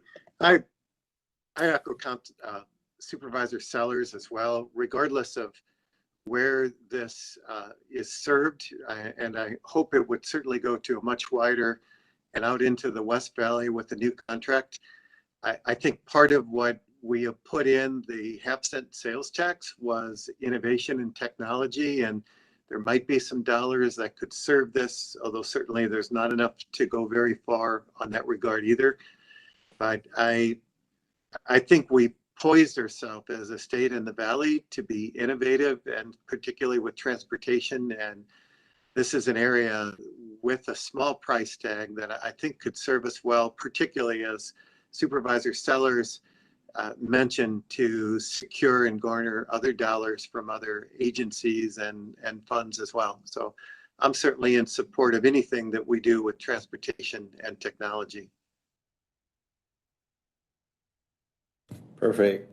I think consensus, I'll just chime in on Mesa. For us, I think we have a southeastern part of our city that's growing, and the likelihood of having public transportation out there in the near future is hard based on costs and just the density, but it's still growing tremendously. So us looking at any other option to provide our residents in micro transit opportunities that we can maybe look at is definitely something on the radar for us in Mesa. So I fully support this as an initiative that we look into in the Valley to to have these types of pilots moving forward. So any other comments, questions, feedback? As far as support, surprise. That's Councilmember Winters. Councilmember Winters, go ahead. Thank you, Chair. As far as support goes for this WAMO vehicle, I think the city's surprise should support this 100%, and we do. We have just about zero public transportation in Surprise. And if anybody deserves a whack at it, I think we do. Thank you. Perfect. Thank you, Councilmember. All right. I think Councilmember Stipp, did you have something you wanted to add? Yeah, just, Mr. Chair, I absolutely agree, and I'm not opposed to this. What I'm simply cautioning us on is, I think it's bad form for us to approve another pilot project without seeing the results of the first one. So if it's a matter of waiting a month and getting the results, I think we're just going to be in a much better position from a public perspective of let's get the results of the first pilot before we issue an RFP for the second one. That's all. I don't expect that we're going to see anything different, but the optics of this don't look very good. And I really, I think we all know what the service area of this is going to be, and it's not going to be anywhere in the West Valley. And if we're talking about starting a new type of transportation, we ought to really know what we're really getting into. I'm just worried about the optics of this, but I'll obviously support whatever the board wants to do, and I appreciate everyone listening. Hey, thank you, Bill. Any other questions, comments? Mr. Chair, it's Lauren. Just real quickly then, based on Bill's comments, do we have a timeline on when we're expecting the delivery of that data that we have on the first study?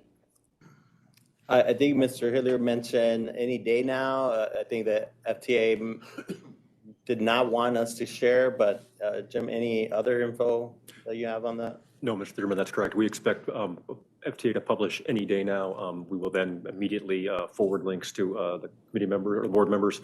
Would be happy to come back and make a presentation. I would just note that, so this memo authorizes us to begin working on an RFP. If it's the committee's desire that we come back at a future meeting, make a presentation on the findings of the first one, before issuing an RFP, we will absolutely do that. Well, and once again, since it's only a solicitation, any formal action would require the board to approve that. Award the contract. So this is just to start work on developing that, and I'm assuming based on where we are, we'll have that report and be able to report back before the board makes any formal determination to move forward. This is simply to start preparing the solicitation. Perfect. Through the chair. Go ahead, Mayor. With that information, and again, I understand Councilmember Stipp's caution, but I think we're going to have plenty of time, and I don't see any issues with starting the ball rolling because again, we'll be voting on this at a future meeting. So with that, I would like to make a motion for the authorization to issue a competitive solicitation for autonomous vehicle pilot program. Second. All in favor, say aye. I'm sorry, I missed the second. There were like 3 people. All right, who's second? Who's second first? Jeff Brown, Queen Creek. Okay. Perfect. Thank you. All in favor, say aye. Aye. Aye. Any nays? All right, motion passes. All right, perfect. Thank you, everybody. Moving on, item number 5, paratransit administrative reservations and scheduling facility lease. So I'll pass it over to Mr. Scott Smith. Thank you, Mr. Chair. And 5 and 6, while they are not exactly the same thing, are somewhat related. So I'll give Tom the ability to maybe talk about that. But just to set this up, we are looking, once again, working with your staff over many, many months we are looking at a procurement that will in many ways change the way that we provide paratransit and ride choice services throughout the valley. Part of this is to consolidate and combine our call center, not our call center, but our scheduling and customer services related to paratransit together, whereas separate, they're totally separate. Listening to what the board has suggested we do on private occasions, we're looking for places that could be located. Currently, the service provider provides both the facility and the staff.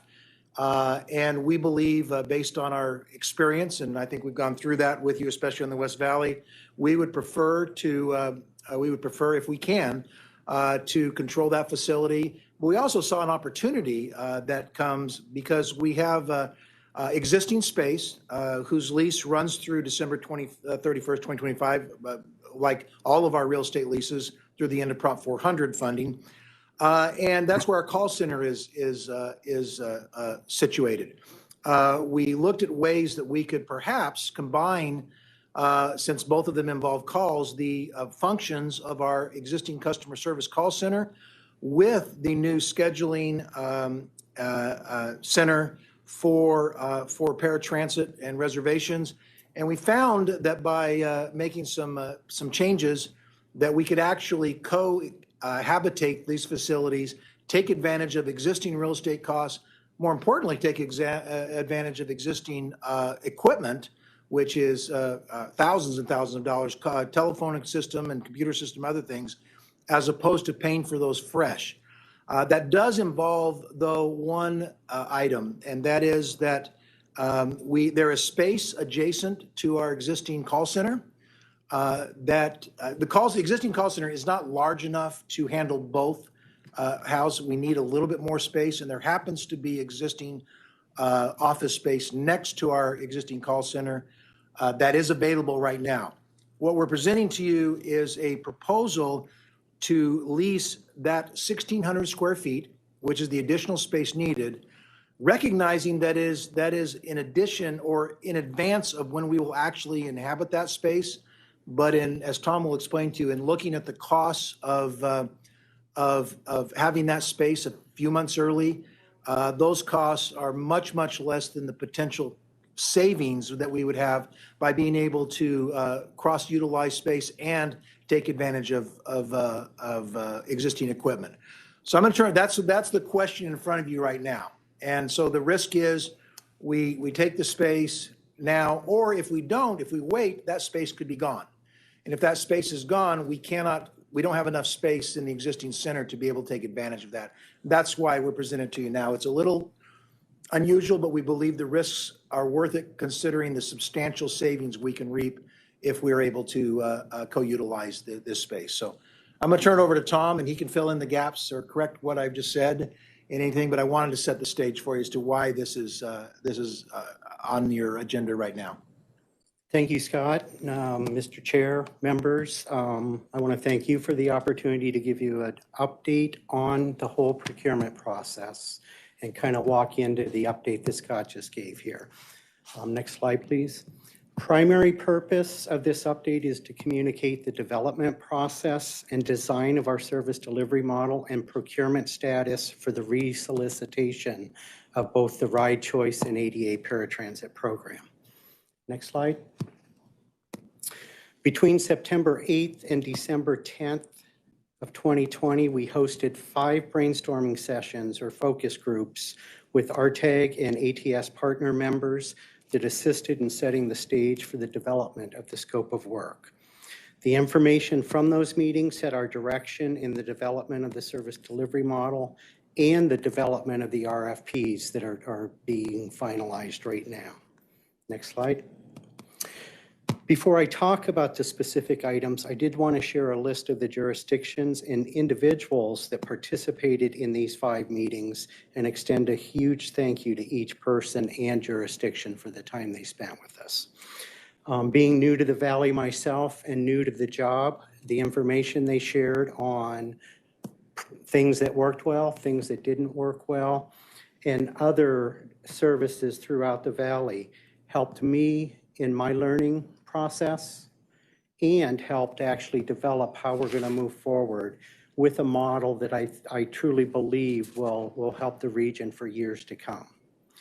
The next slide I'm going to give you is a high-level picture of things to come. And I know this slide's real busy, but I'm going to concentrate more on the left-hand side in the picture. So if you look at the third box down from the top, this is where we're talking about the centralized call and control center.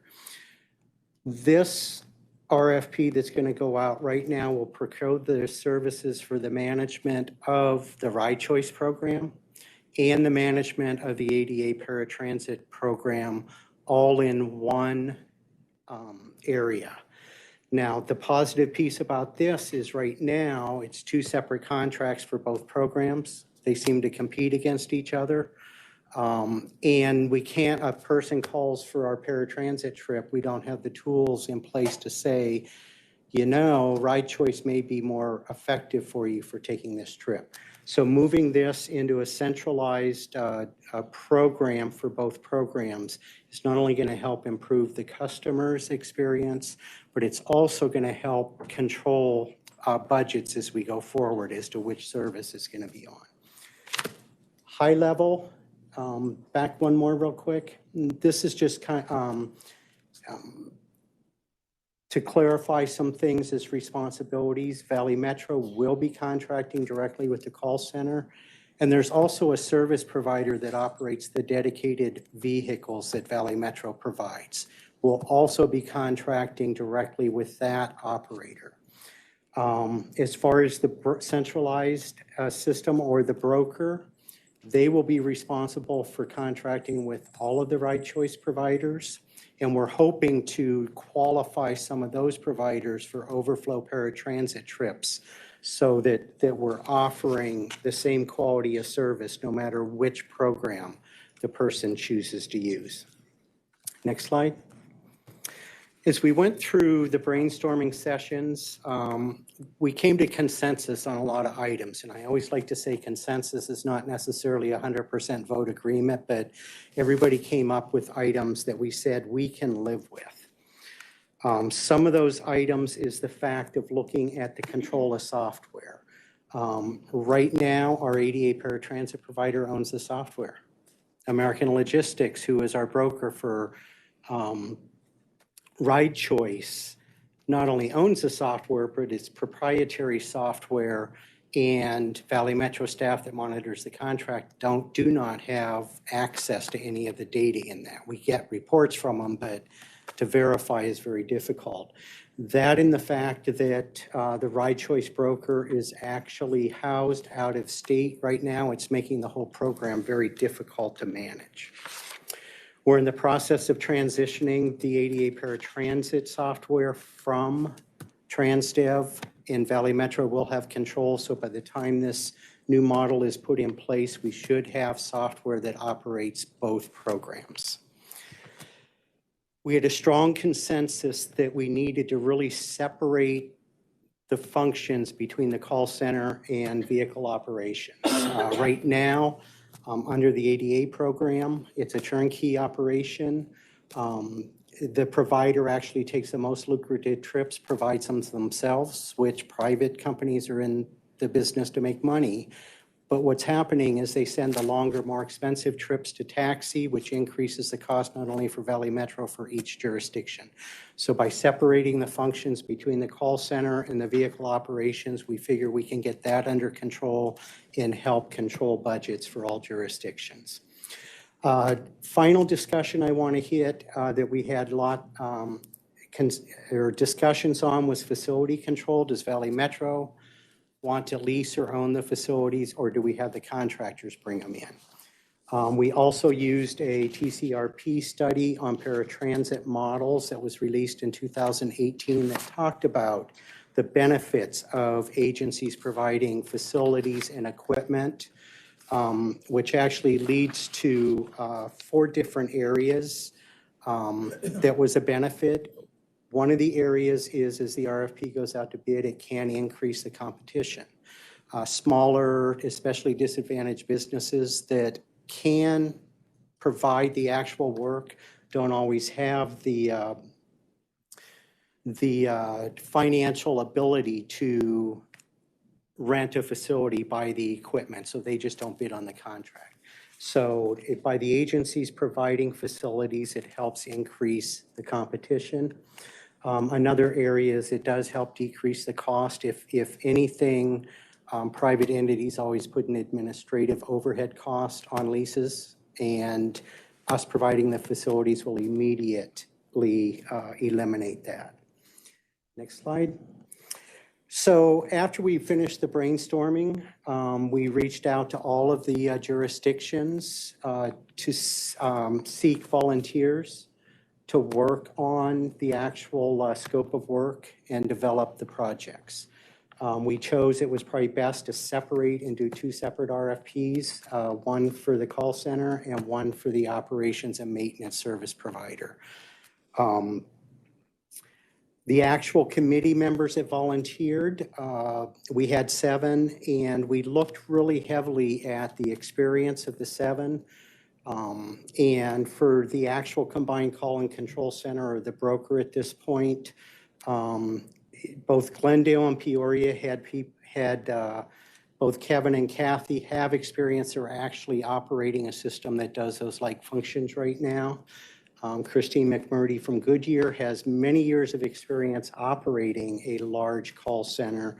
And then Ed Jones from Mesa, who actually is one of the largest users of both 88 paratransit and ride choice, we actually asked to be on both committees. On the operations and maintenance end, Nancy Jackson, Nathan William, and Kristen Taylor, their dedication to quality service delivery and the focus on customers made them automatic to go on the operations and maintenance end. Now, during the TMC meeting, we did have the city of Tempe volunteer to join the combined call and control center or the broker evaluation committee to help give some jurisdictional equity on that end of the project. So we're in the process right now of getting them to sign the non-disclosure statement. So as the RFPs move in, we'll be ready to do that. So just a quick review. Call and control center actually met 6 different times. In May, we finished the draft and everybody agreed to the scope of work, where the operations and maintenance committee met 7 times. And in late May, we completed that draft scope of work. Both projects right now have been turned over to our procurement office where they're putting the full documents together. The call center RFP is under review right now by the city of Phoenix to ensure federal compliance. We are on schedule with both procurements. Next slide. So to finalize or to summarize, I want to just thank everybody, all the jurisdictions that participated. I truly believe they helped us develop a scope of work that's going to set the stage for many years to come, and implementing a service delivery model that is going to meet all of the goals that we set out, and not only quality customer service and service delivery for our vulnerable populations, but also help manage jurisdictional budgets as we go move forward. I can answer any questions at this time.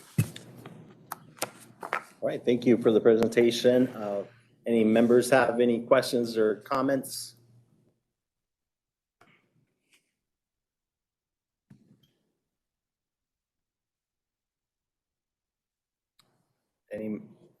Any comments? Hearing none.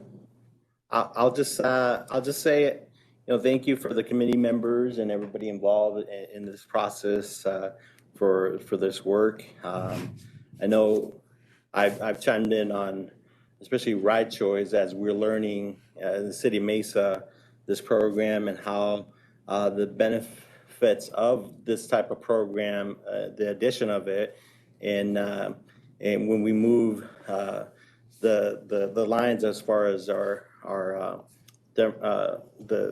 lines that we had to, as far as the paratransit lines, about 90% of the ride choice users fall within the lines that we already had.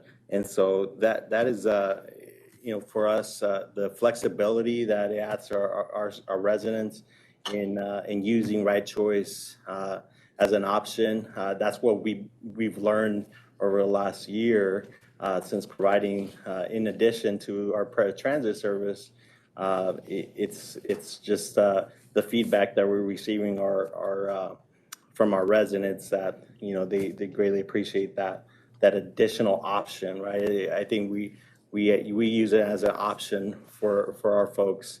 If you still want to use paratransit, of course they can use it, but Right Choice has added flexibility because it is mainly an on-demand type of service. You don't have to request a day in advance and those things, and the cost savings to allow for us to grow even further, I think, in the future is an important aspect. So I will highly recommend, and maybe it's not for everybody, but highly recommend you look at Right Choice. And I think this cost center centralizing those pieces is going to be important for our future, for the cost containment pieces that we're looking at as how paratransit is increasing in cost, how we can add services, but also being strategic with our resources. So I'll just chime in on there. Any additional comments? Mr. Chair, this is Bill. Go ahead, Bill. I just want to compliment Tom on a really good presentation, good background information, kind of helps me understand the whole story. It was brief enough, but detailed enough, and I really appreciate that. And I absolutely echo your comments about Right Choice versus paratransit. We've seen that even in our city, in the limited time that we've had those options, we've seen what a benefit it is. So having this combined call center is really a very positive step forward for us as an organization of Valley Metro. So thank you to everybody. Thank you, Bill. So hearing other comments, I think this was a request a motion and a second on this agenda Chairman, item. Bridget Peterson, move to approve. Thank you, Mayor. Second by Stip. Thank you, Bill. All in favor say aye. Aye. Aye. Any nays? Motion carries. Thank you, everybody. And item number 6, Mr. Smith, as you mentioned, it's kind of number 5 and 6 are together. Well, they are, thank you, Mr. Chair. They are, because they both relate to Right Choice. Number 6 is basically to execute a 15-month extension with MGA Innovations for the brokerage of Right Choice services. This is basically to bridge the gap between the expiration of the contract now and when the new procurement will be completed. Rather than risk a disruption of services, this is just to extend that contract for that, to bridge that. Tell me what I'm missing here. Just tell me before. Yeah, it's just the sole source. To a new company, not extending American. Oh, okay. I apologize. Because the contract was, I missed one major deal. Because the contract was expiring and we needed the bridge, we had one company that could provide that, which is MGM. So it's the same explanation I have, but it's a different company as opposed to an extension. It's an extension of the existing service, but with a different company, which is why it's a sole source. I apologize for that. So I hope I didn't confuse the issue. It's to bridge the gap. Is to extend the period of time, but offer a sole service contract to a new company who is the one who can actually provide that service without interrupting the service till we get to the point in time where we implement the new procurement, the new contract. Perfect. Any questions or comments on this? Hearing none, request a motion and a second. Mayor Harkey, so move. Mayor Harkey. Bridget Peterson, second. Mayor Peterson, second. All in favor say aye. Aye. Aye. Any nays? Motion carries. Thank you, everybody. Number 7, future agenda items. Anyone request any future agenda items to be added? Perfect. Number 8, next meeting is scheduled for Thursday, September 16th at 11:15. So we adjourn. Thank you, everybody. Thank you, Thank Mr. you. Chair. Good job. Yeah. I think we still have one more, right? Still So have Valley Metro Rail. it should be quick. It's going to be quick. Thank you, everybody. Have a great week.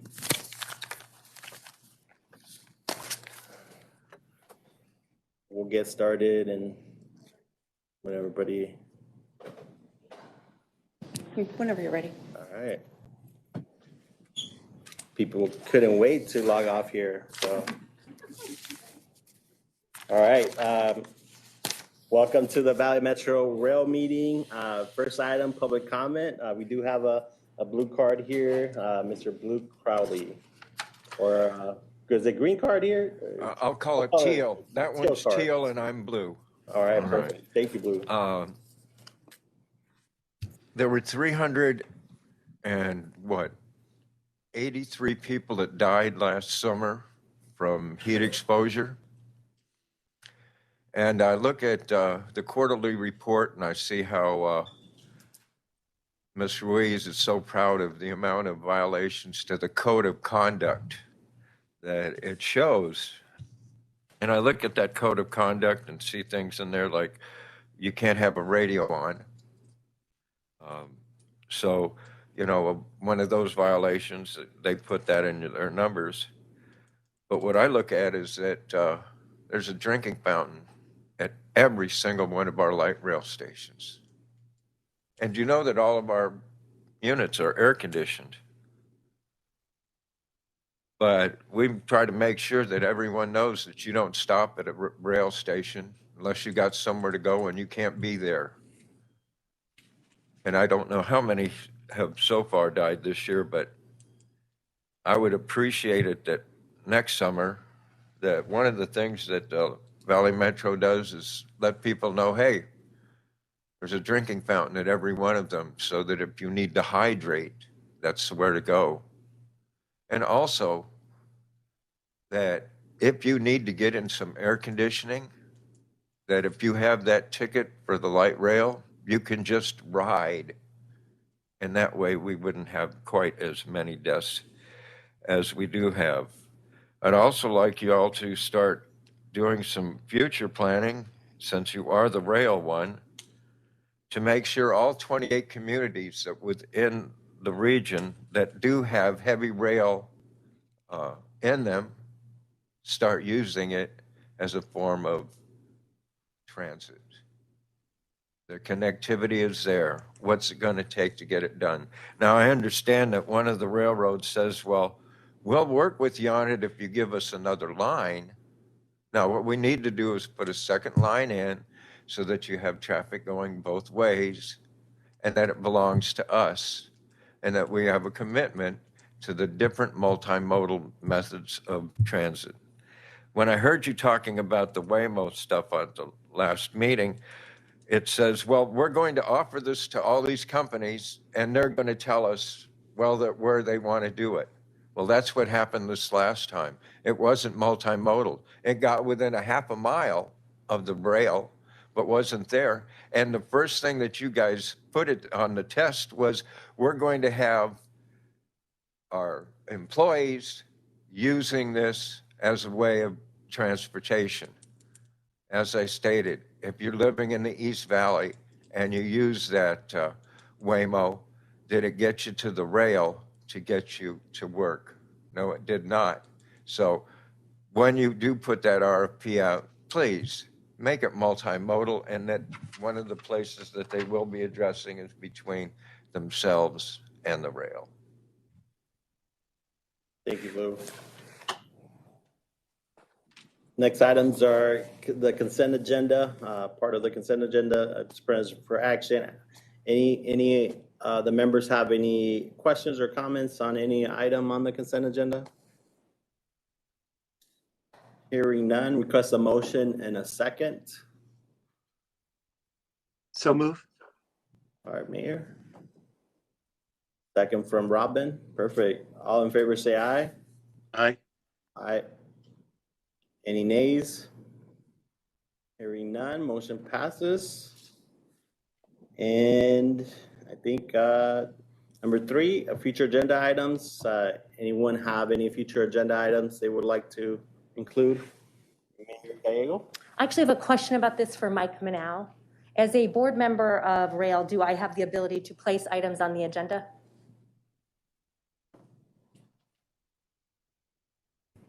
Mr. Chair, Mayor Gallego, members, you have the ability to reach out to the chair to suggest items that should be included in a future agendized item. Thank you. I had understood that Rail members could put items on the agenda. All right, I shall try for my 4th time. Can we have a report on small business, disadvantaged enterprise, diversity and inclusion on a future agenda for Rail?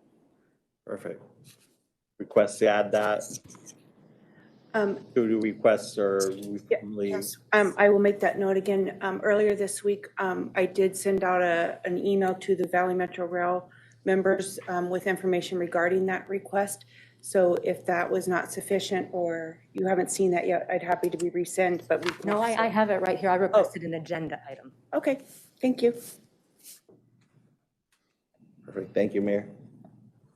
And at the last board meeting, we did discuss that it would be on the August agenda. And no one followed up to me saying, would you mind if we just did a memo? All right, we'll follow up and make sure we add it to the next agenda. Thank you. Thank you. All right, any other items, requests? Perfect. Next meeting, Thursday, September 16th at 11:15. Thank you, everybody.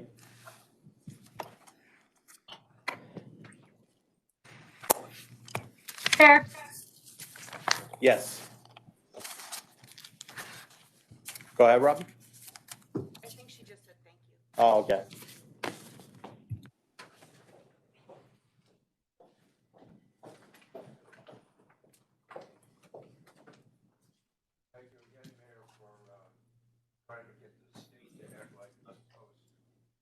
The Constitution does seem like we're following.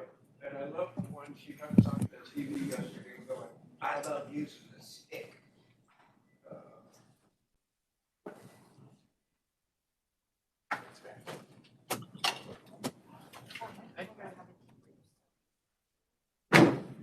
Right here.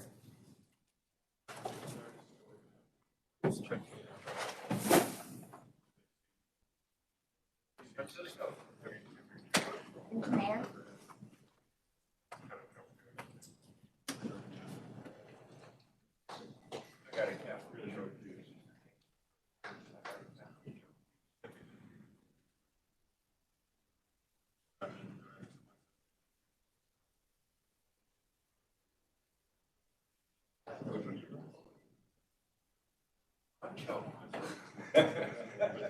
I never said it was a good show. And I love it now.